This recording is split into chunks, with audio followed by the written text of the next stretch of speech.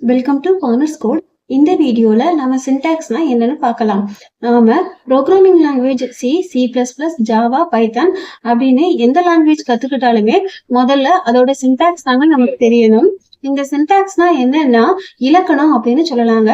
இப்போ நாம தமிழ் மொழியை கத்துக்கணும்னா அதோட இலக்கணம் தெரிஞ்சாதான் நாம தமிழ் மொழியை பிழை இல்லாம பேசவும் எழுதவும் முடியும். ஆனா நாமெல்லாம் இலக்கண முறைப்படியா பேசுறோம் இல்ல, இங்கிலீஷ் கலந்து ஃப்ளூயண்டா தான் பேசுறோம்.